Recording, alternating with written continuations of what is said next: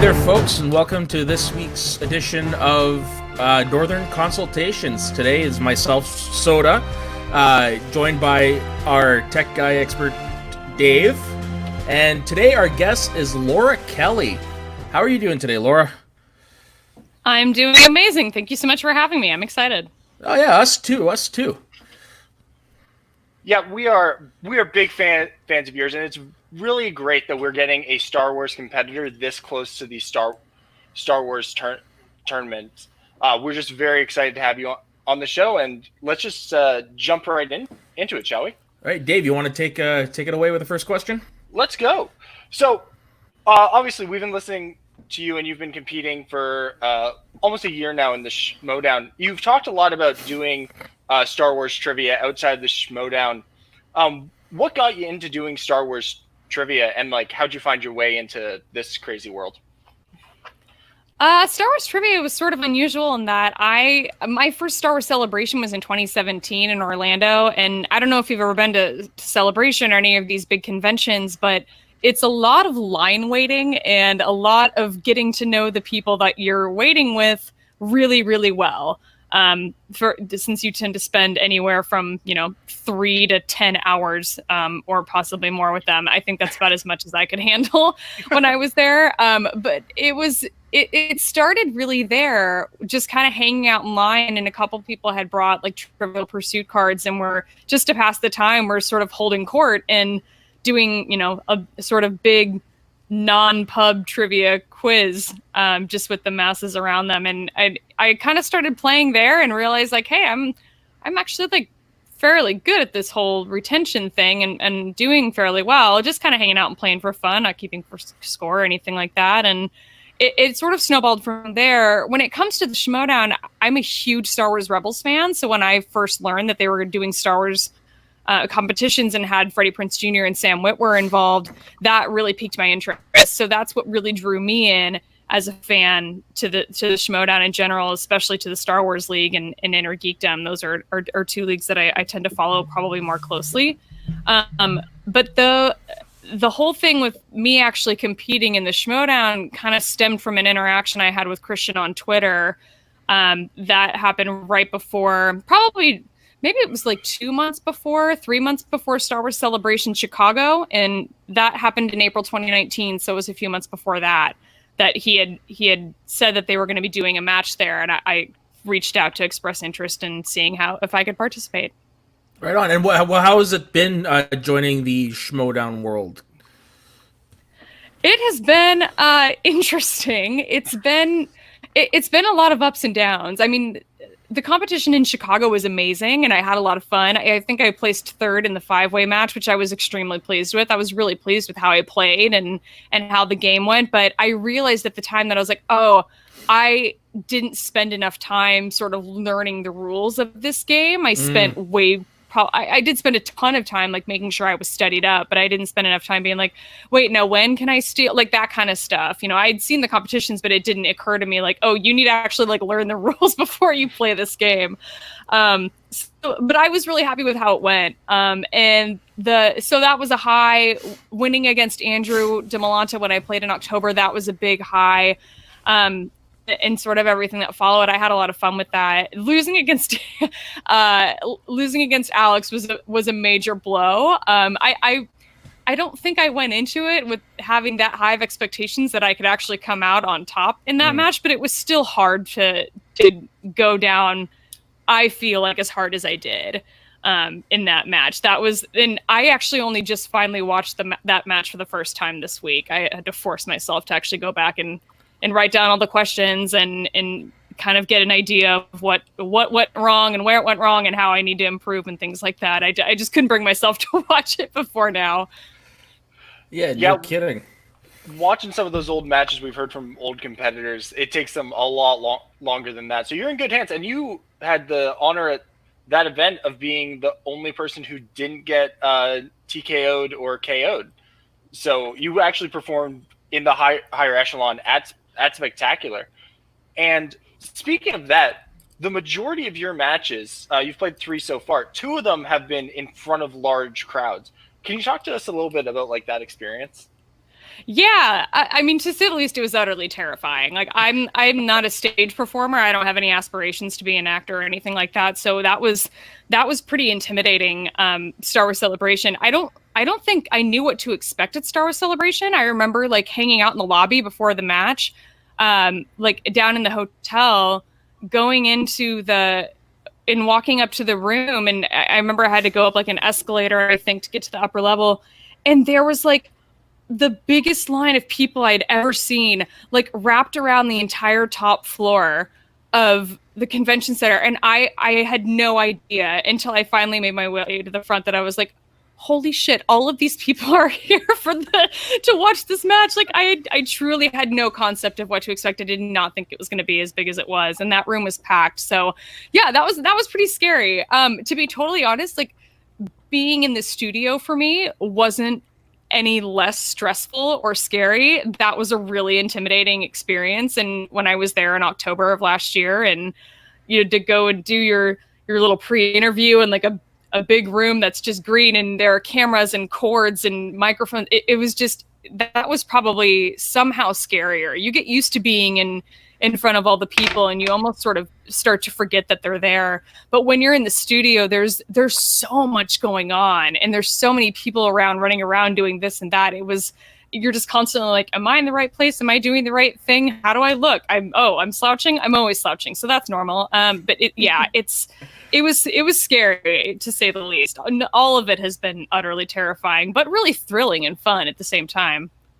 Yeah, no doubt. And I mean, especially like you said, you're somebody who's not used to like performing or whatever. Like seeing a full blown production and at work. Yeah, I can understand how that would be terrifying. Yeah, Now, it was nuts.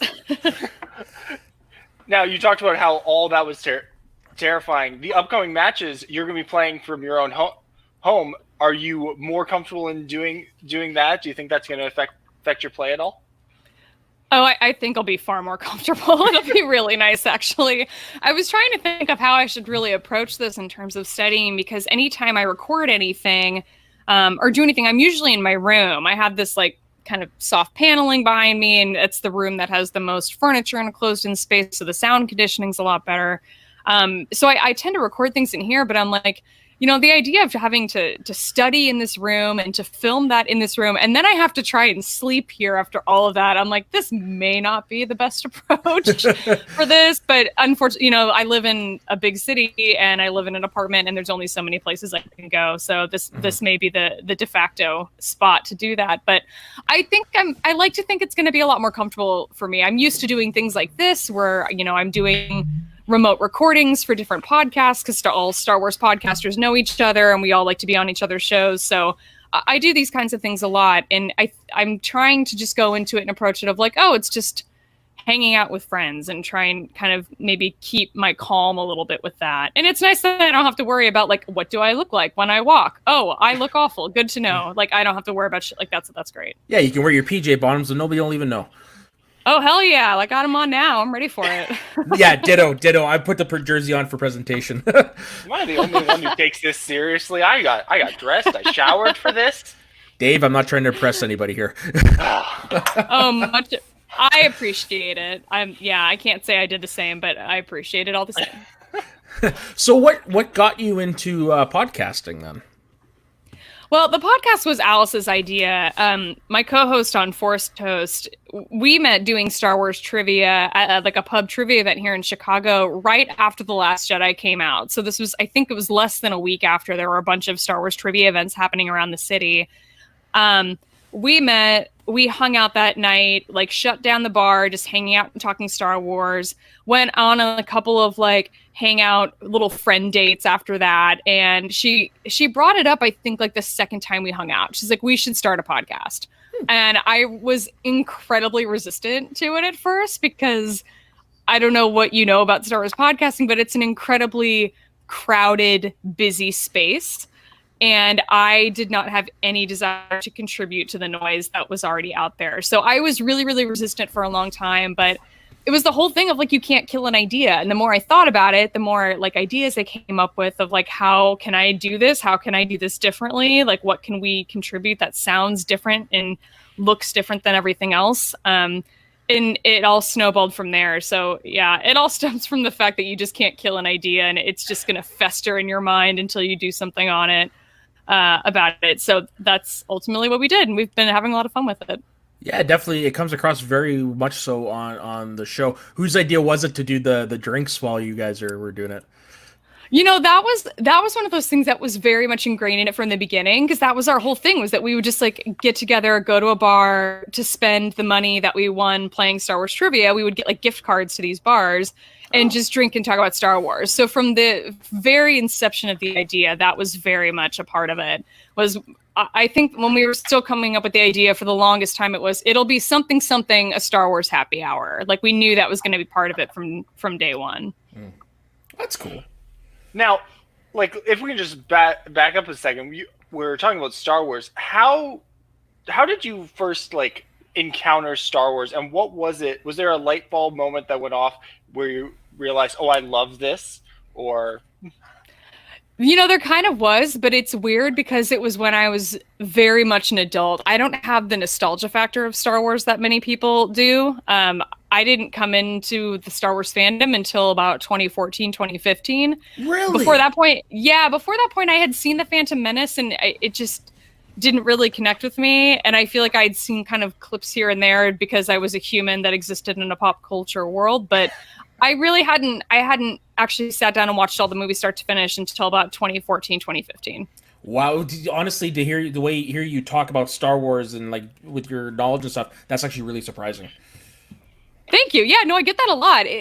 I remember like the very moment that it happened. I think I was at, like, it was when one of the Force Awakens trailers came out that really like drew me in. And I don't know where I was or what I was doing, but I feel like I was around a lot of people, which makes me think I was at like some sort of football gathering, or maybe it was like a Super Bowl party or something. And there was a trailer that came on, and it was like one of those moments where like everything in the room around you just disappears, and all you can do is just like focus on, it's like this like weird moment where like you get tunnel vision and all you can see is just this one thing. And it just like sucked me in from that moment. I was like, oh yeah, I should probably get on this and actually go figure out what all of this is before this movie comes out, because this shit looks awesome. Oh yeah, those Force Awakens trailers, man, those were amazing. Like, I was a fan before that. Like, I'd seen all the movies, I grew up watching them, but I wasn't like a big fan.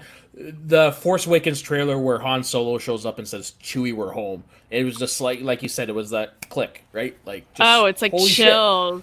Oh, it's nuts. Yeah, and I was always, I've always had sort of a fandom to call home. I've always had something that was sort of there to be my obsession. It's, for now, that's been Star Wars for the last 6-7 years or so for me.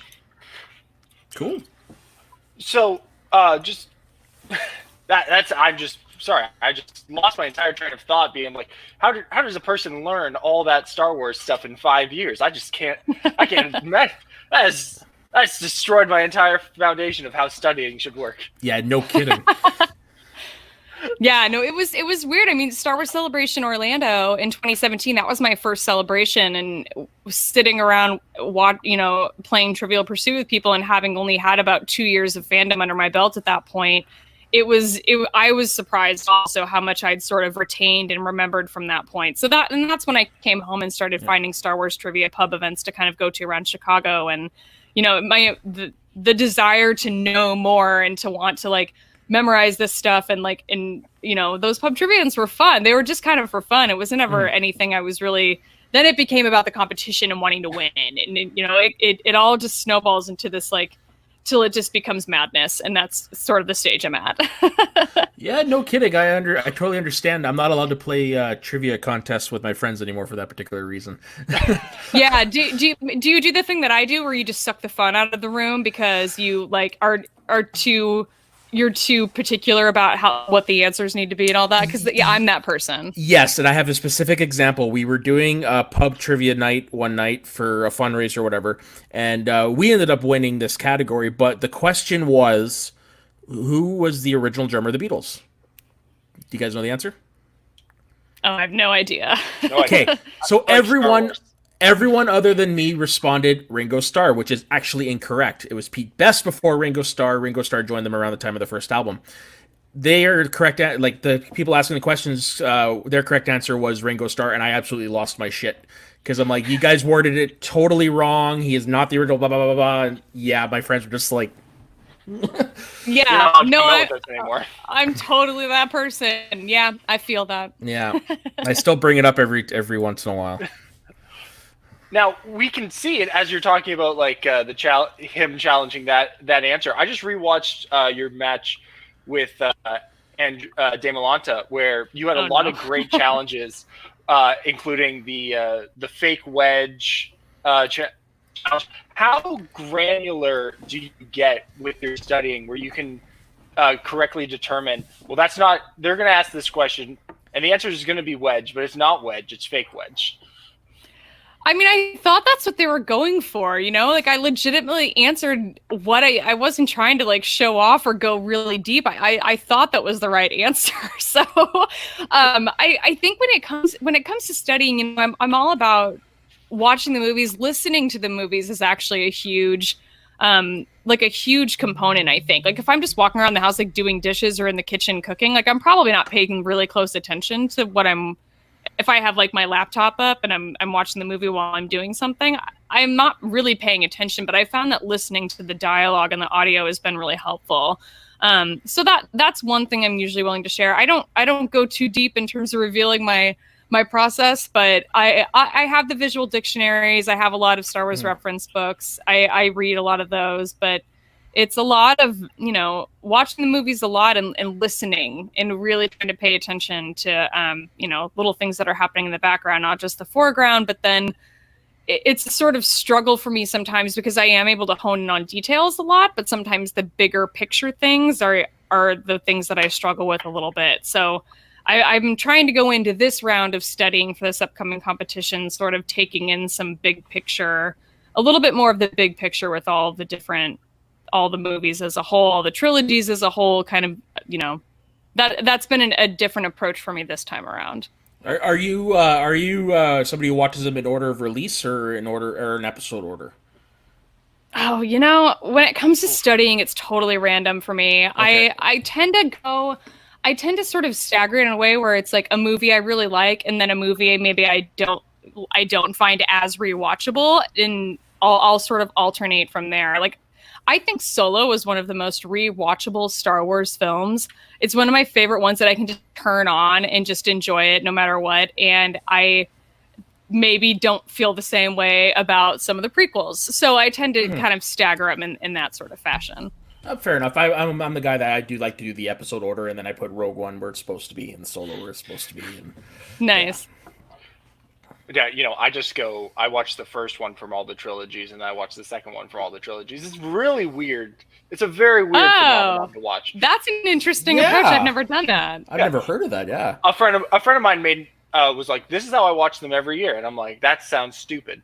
And now that's the way I have to do it now it's the way I have to do it every time. Now, since you just were talking about Solo, what is it that makes it so rewatchable for you? Because a lot of people have a lot of issues with that film. I'd love to hear your take on it.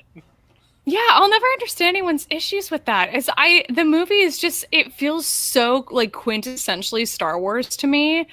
And maybe part of it is the fact that I came into the fandom sort of late, and the sequel trilogy and the post-Disney buyout era has sort of shaped who I am as a fan. And that's sort of been the area that I really identify as a fan. So maybe that contributes quite a bit to it, that maybe it's like some of the more recent fans tend to feel that way about it. I don't know. I'm not sure what it is about Solo that people find so controversial, because it really does, outside of the fact that there really isn't any kind of like Jedi lightsaber action in it, it just feels so Star Warsy to me, which it was so unexpected, because I was really one of the people that came into it being like, I don't need a Han Solo film. Nobody asked for a Han Solo film. I don't know why we decided to make that, but fine, I'll go see it. It's fine, whatever. And then I ended up like really liking it. And I don't know, maybe it's components like L337 was the fact that Phoebe Waller-Bridge has been in Star Wars is such a thrill to me. I love that so much. Like, I think she's a big part of it, even though she's not even in the movie that much. But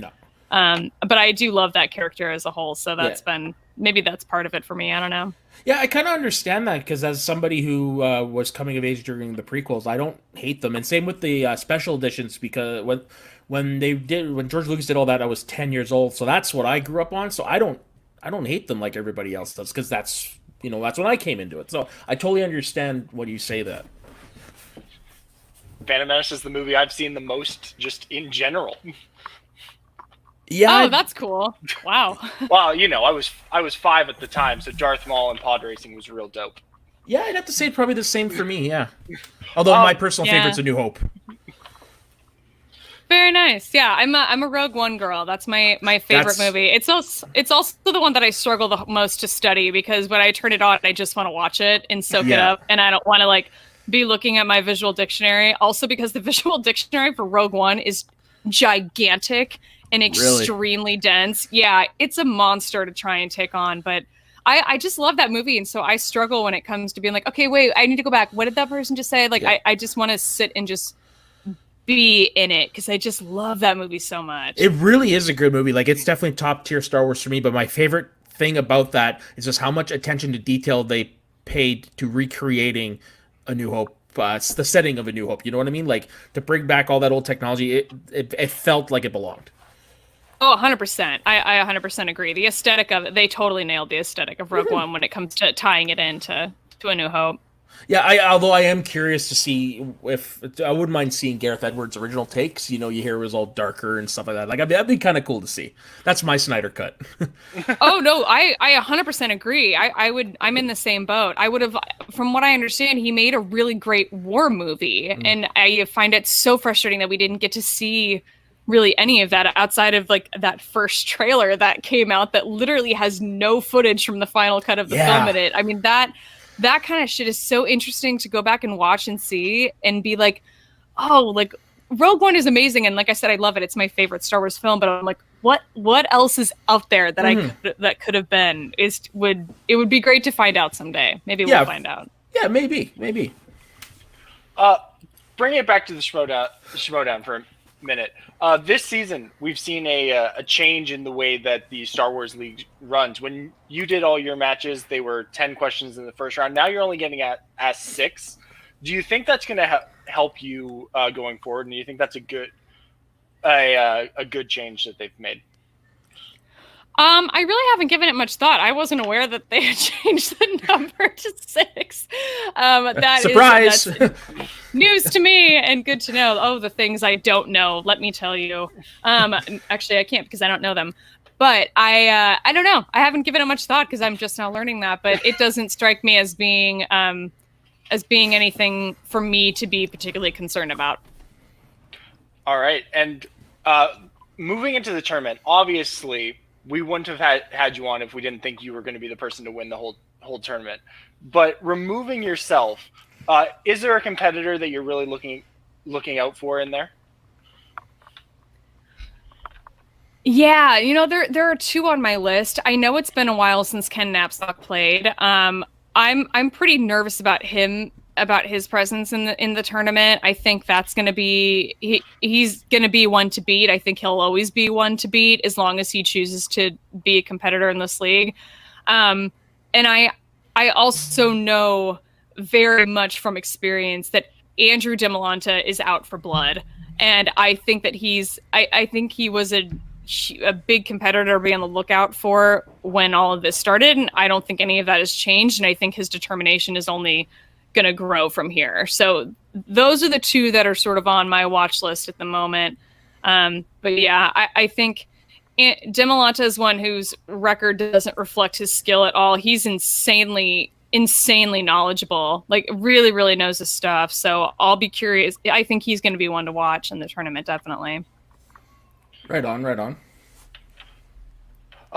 Again, though, pretty safe to say that we're Team Kelly over here.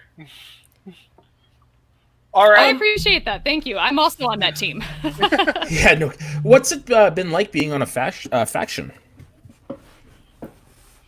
It's been really fun, actually. I really didn't know what to expect out of it because it's not something I ever thought that I would experience being a long distance player when it comes to Schmoedown, just not being based in LA, I guess. I just never thought that this would be something that would even be an option for me. So it was surprising. And I remember when it was happening, when the draft was happening, being really surprised, because I didn't know really what was coming. I didn't know what to expect. And I certainly would have never expected to be drafted into to corruption and be a part of the legacy that faction represents. So I'm really excited and really honored.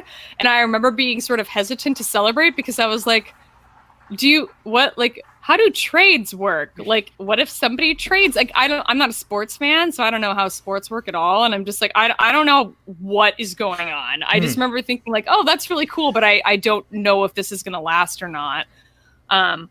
So yeah, we'll see, but it's been really cool. We had a Zoom call that a bunch of us got on and hung out just to kind of shoot the shit. And we've got, we're going to do another like sort of setup later, I think closer to the tournament, to kind of do a little study session together. And so that's been really nice. The idea of like knowing that I have a team that has my back, and knowing that there is like a sort of team and a family that are on my side in that way is really encouraging and really fun for me. So I'm excited for that. I think it's great.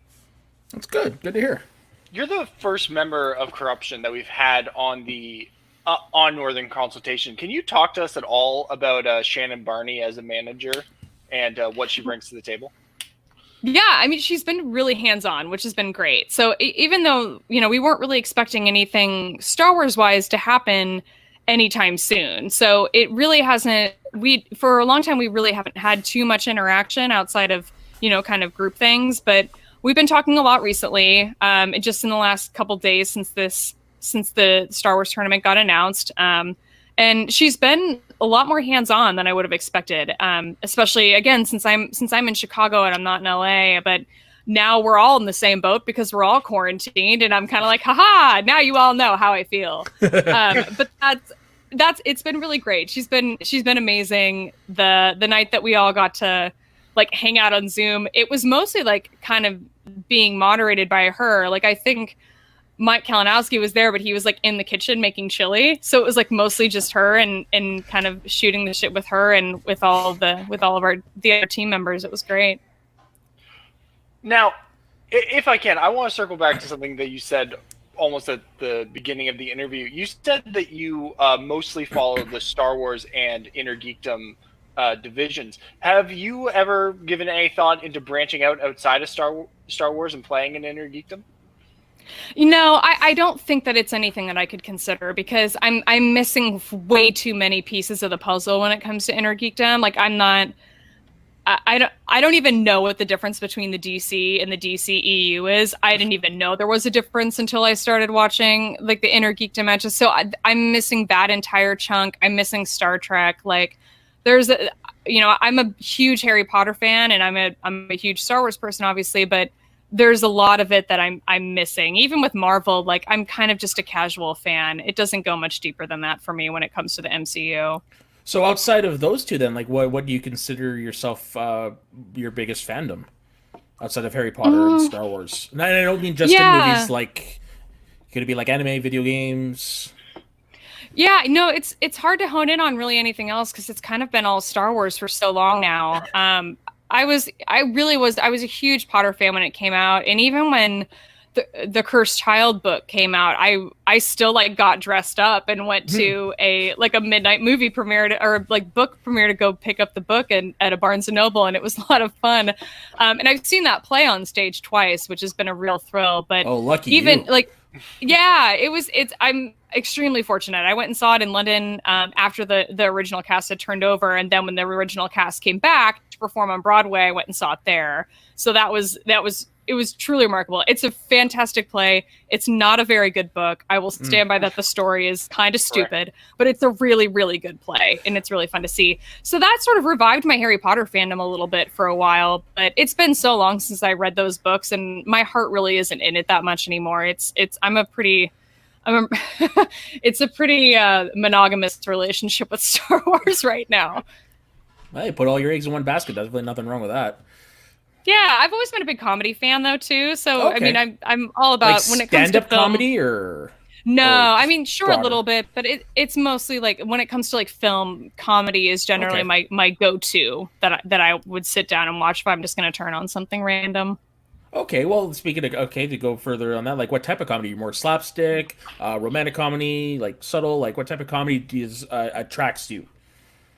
That's kind of hard to say. I would slapstick probably not. I've always loved like sketch comedy, so Okay. anything that SNL is doing has always been sort of appealing to me. Even when SNL isn't good, I still enjoy watching it. So sketch has always been very appealing.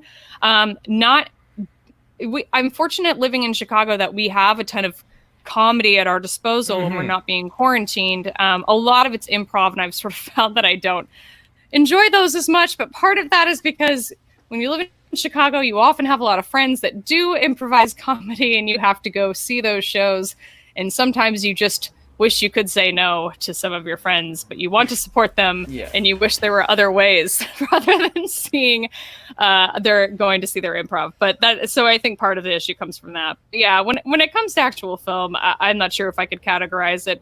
Slapstick's probably not the category I would pick, but yeah, If yeah. if it Hopefully that's makes you helpful. laugh, if he makes it laugh, it's a winner. I hear you. Yeah.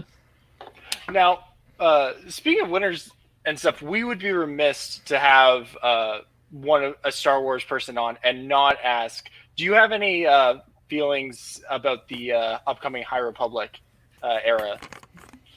And all? For the most part, I'm sort of cautiously optimistic when it comes to High Republic. I'm really, really excited about the fact that Charles Soule is going to be writing a novel in the High Republic. I think that's just the coolest idea that this writer who has written, I think, arguably the best Star Wars comics in the new canon is going to be actually making the transition to actually writing a novel. So I'm really, really excited about that. I'm sure that's going to be fantastic because he's an amazing storyteller. The rest of it, overall, I'm sort of on the fence because when I think about what it means to jump back in the timeline of Star Wars, my initial thoughts go to things like the Old Republic and Knights of the Old Republic video games and things like that. Things that I have never played and that I've never had any desire to play. So when I sort of associate the jump back to an area where there's like a bunch of Jedi and this is what it looks like and this is the era we're going to be in, it just kind of, for some reason, it just sort of triggers that like Old Republic, and it's like, well, this wasn't made for you, and this isn't something that you are going to care about because this is all old stuff that doesn't matter. So this is also going to be old stuff that doesn't matter. But that's not fair. That's not the case at all. But my initial instinct when they were like, oh, it's 200 years before, I was just kind of like, okay, I guess that's fine. My co-host Alice is really excited about it. She loves Jedi stuff, so she's pumped. But I think I just kind of automatically associate with that Old Republic non-canon stuff, and I'm just like, I just don't care. So you never really went back and looked at any of the legend stuff, then, eh?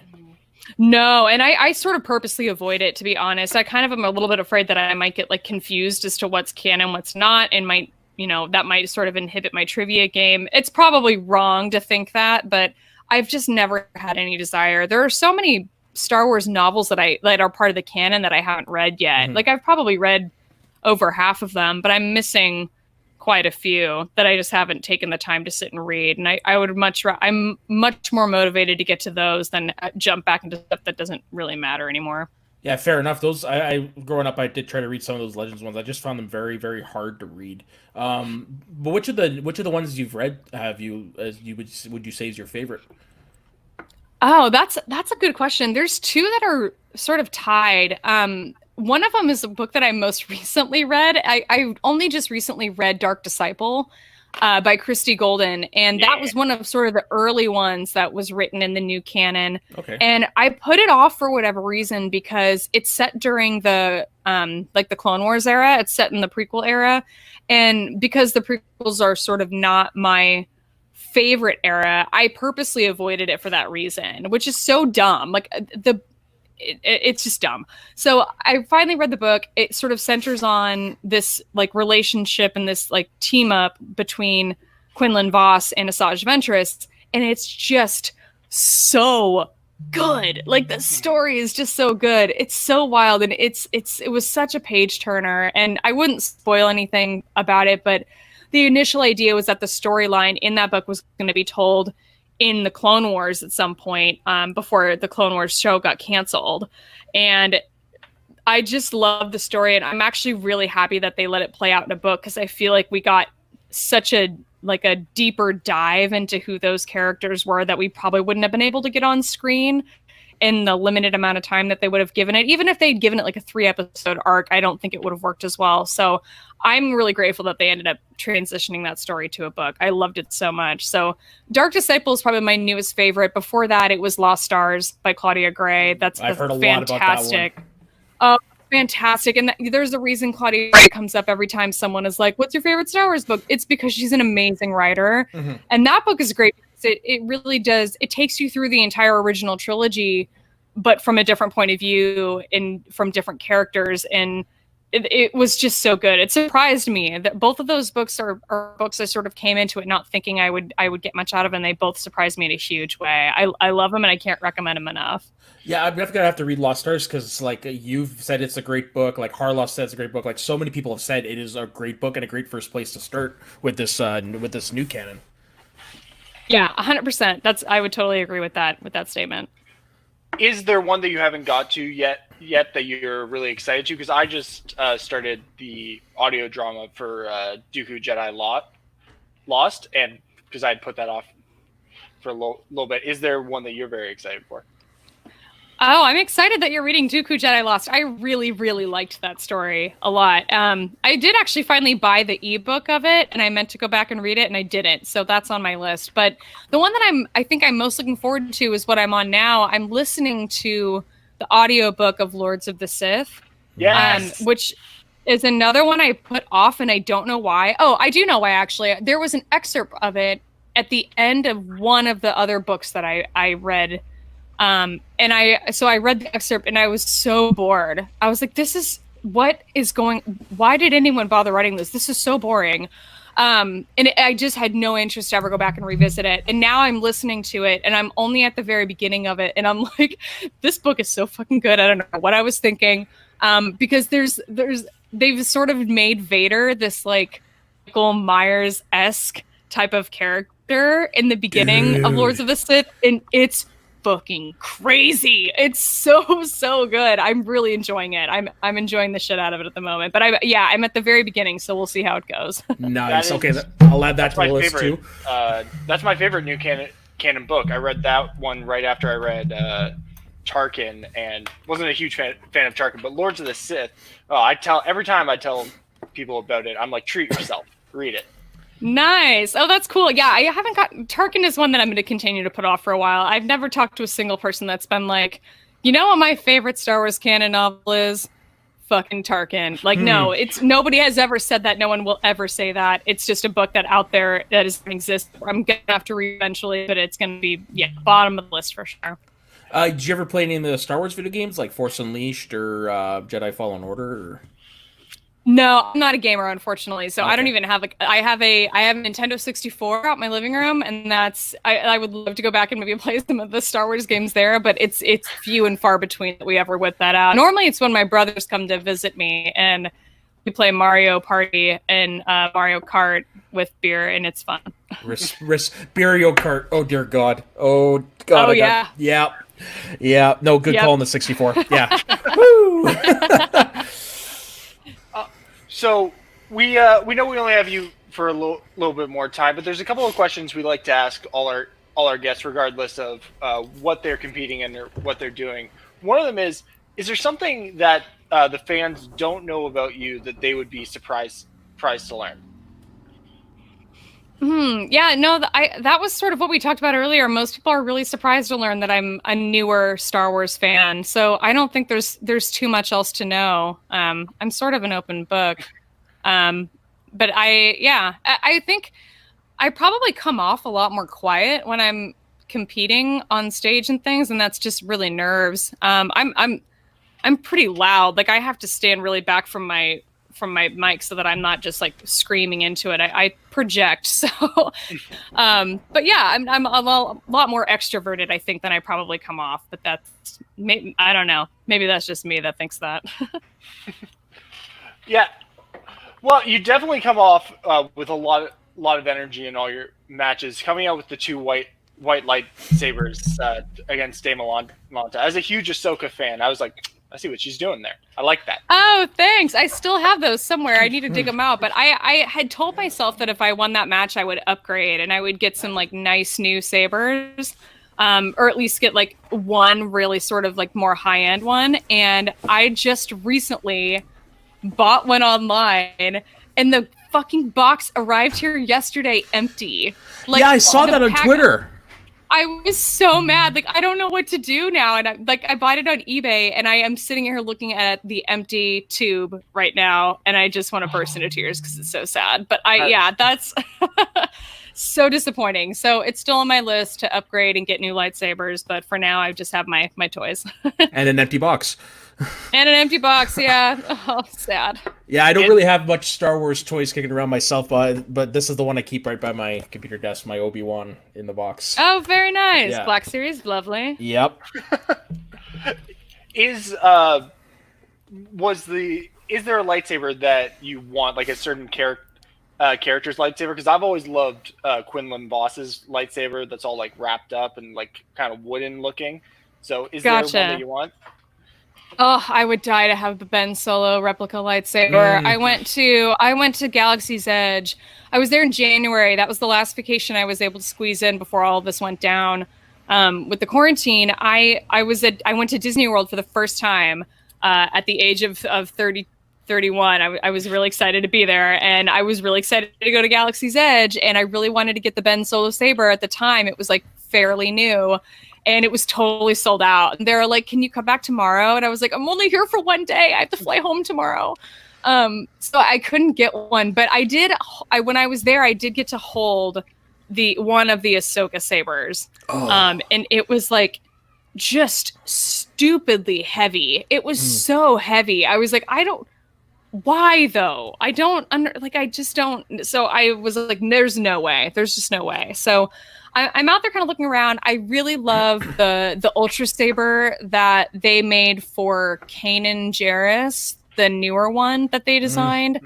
And I don't remember what name they have for it, but it's very clearly supposed to be Kanan, and it sort of has like Harrison Dula's her like tattoos on her Leku, like that design sort of all over the lightsaber. It's just gorgeous. It's absolutely beautiful, and I would love to get one of those. So that's sort of on the list maybe, but I was really wanting to get something kind of quick and on the cheaper end of the high-end replica sabers, which is why I went to eBay to see what was out there and found something I liked, that unfortunately just barely didn't make it here. I personally would mind, for me, it's a toss-up between Ezra's lightsaber and Rey's lightsaber from the end of Rise of Skywalker. I really like that saber. Gotcha. Which one of Ezra's sabers? Season 1 or season later? Later seasons. The one that moonlights as a gun also. Yeah. I like it. That's awesome. I big fan of Rey's saber on the only end that it's yellow, and I've been saying for years that I want a yellow lightsaber, and now everyone's gonna have yellow lightsabers. I was very into the idea of the sort of twist turn on that hers had. I thought that was so unique and cool. I wonder how like replica makers will be able to pull something like that off. That would be really cool to get to see in person. Oh, that gear is gonna be the first thing that breaks every time. Oh yeah, for sure. Yeah, 100%. So who's your favorite character then out of Star Wars? I would assume it's Ahsoka. No, not really. Actually, she's definitely in the top 5. I'm a huge Star Wars Rebels fan, so I'm a big fan of Kanan Jarrus and of Harrison Dula. It's sort of been between the two of them for a long time. I probably lean more towards Hera as my favorite character in all of Star Wars. So yeah, I'm all about Star Wars Rebels. That was another thing when I kind of talk about the post Disney buyout era.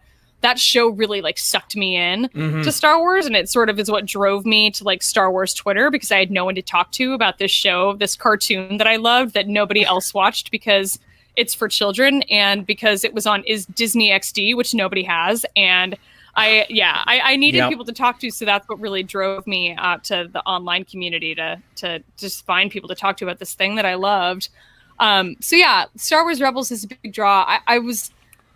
I was not the biggest fan of The Rise of Skywalker overall. It was not my favorite movie by a long shot. But there's one component of it that I really liked, and that was sort of everything that they did with Kylo Ren and Ben Solo. Okay. I was a big fan of all of that, and that if you could just take that singular story component out of it, I really enjoyed that one part. So he's probably up there now too, in kind of my top 3, top 5 favorite characters.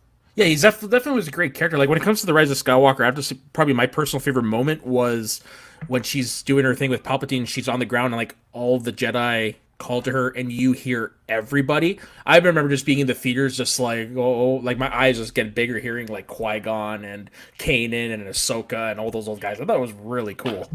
Yeah, the first time I watched it, I didn't hear anything because I was just like crying the whole time. I was like the entire movie, I was just like tears like just down my face like the entire time. But I was still just like, this story's stupid for a lot of it. But it was, I really loved that part too. I thought that was great. I think I heard something about how the original like DVD or home release of The Rise of Skywalker didn't identify all of the names, and now the Disney Plus version identifies a lot of them, but not all of them. In the credits? I haven't like like in like the subtitles.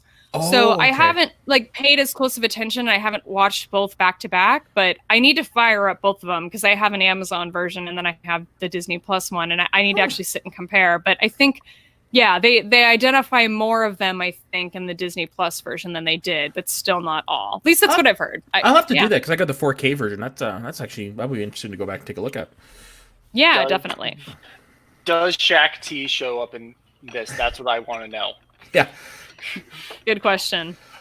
So as we start to wind down here, one of our questions that we like to ask all of our guests is, if tomorrow Palpatine was coming in, he was taking away all movies forever, you're never going to be able to watch movies again, what 3 movies would you watch as kind of like a farewell to film? I think my first question would be like, why are you back again? Like, God damn it. Yeah. The dark side gives you powers. Yeah. Let's address that problem first. Yeah, exactly. So I think it's hard to say, and I have a hard time narrowing it down, as I imagine that most people do. I'm not a big like film snob, so my list isn't going to be as sophisticated as others, I'm sure. I already mentioned that Rogue One is my favorite Star Wars movie, so I'd probably have to squeeze that in. I think I would put that on the list. Ratatouille is one of my favorite animated films ever made. I love any movie about food, but Ratatouille is like peak food movie. Love it so much. So I'd put that on there. And then of all the Harry Potter films, Prisoner of Azkaban is my favorite movie in those. So I would love to turn that on and get a little bit of Alfonso Cuarón action going before they take me out. Yeah, you don't need to worry about anything highbrow. Tommy Boy is one of my top 5 favorite movies of all time. So like I said, nothing highbrow in this group. I love it. That's one of my brother's favorite movies too, and I've never seen it, weirdly enough. Oh, you're missing out. Me and a bunch of coworkers are constantly quoting that movie at work. I know, and I've been in the Chris Farley Theater at the Improv Olympic here in Chicago so many times, and I still have not seen that movie in particular, which is a tragedy. So it needs to be on my list. Okay, the next time you and your brothers can get in the same room together, you guys need to watch it. Yeah, 100%. I think I should, because he would love that. No, I think I'm all good. Anything else you want to discuss, Laura? No, I don't think so. I'm on The Rise of Skywalker today in my study schedule, so I have to sort of crawl my way back to that, I suppose. Yeah, bring tissues, I guess. Yeah, definitely. Will do, especially for the end. Yeah. Did you watch the making of documentary on that, by the way?